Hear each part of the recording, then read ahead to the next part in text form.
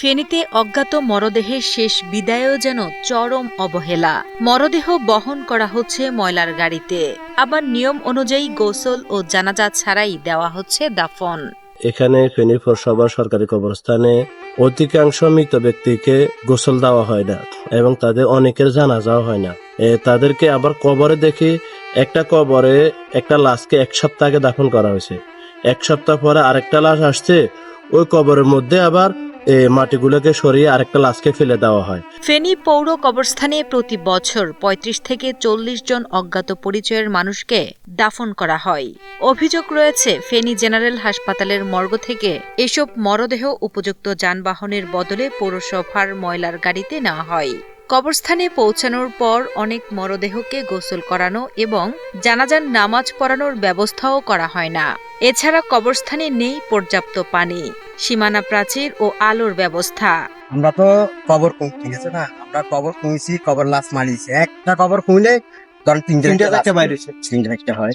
এখন যদি আমাদেরকে ডিসি যদি আমাদের সাহায্য করে এটা আমাদেরকে দিলে এখানে জায়গা নাই, এখানে আমাদের জায়গা নাই, কোনো জায়গা নাই দিতে আমরা জানলে আছি আমরা মাটি। স্থানীয়দের অভিযোগ, সন্ধ্যার পর নির্জন কবরস্থানে বসে মাদক সেবন ও তাসের আড্ডাও চলে।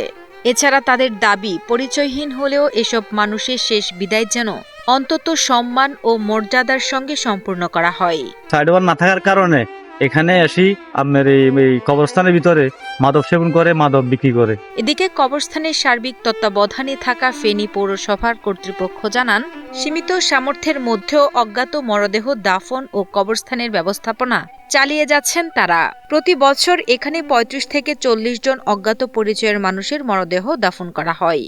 ভবিষ্যতে কবরস্থানের পরিবেশ ও ব্যবস্থাপনা আরও উন্নত করার পরিকল্পনাও রয়েছে বলে জানিয়েছেন পৌর কর্তৃপক্ষ।